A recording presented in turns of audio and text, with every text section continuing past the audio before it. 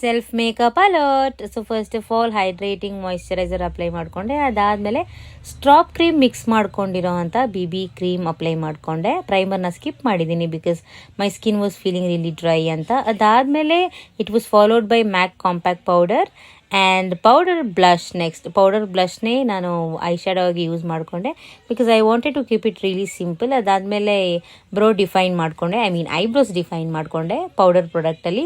Water proof ಲೈನರ್ನ ಈ ಥರ ಬಾರ್ಡರ್ ಥರ ಅಪ್ಲೈ ಮಾಡಿಕೊಂಡು ಅದಾದಮೇಲೆ ಬ್ಲ್ಯಾಕ್ ಐ ಶ್ಯಾಡೋನ ಯೂಸ್ ಮಾಡಿಕೊಂಡು ನೀಟಾಗಿ ಒಳಗಡೆ ಫಿಲ್ ಮಾಡಿಕೊಂಡ್ರೆ ನಿಮಗೆ ರಿಸಲ್ಟ್ ತುಂಬ ಚೆನ್ನಾಗಿ ಬರುತ್ತೆ. ನಾಗವಲ್ಲಿ ಥರ ಸ್ಪ್ರೆಡ್ ಕೂಡ ಆಗಲ್ಲ. And this is the result. See ಎಷ್ಟು ಚೆನ್ನಾಗಿ ನೀಟಾಗಿದೆ ಅಂತ.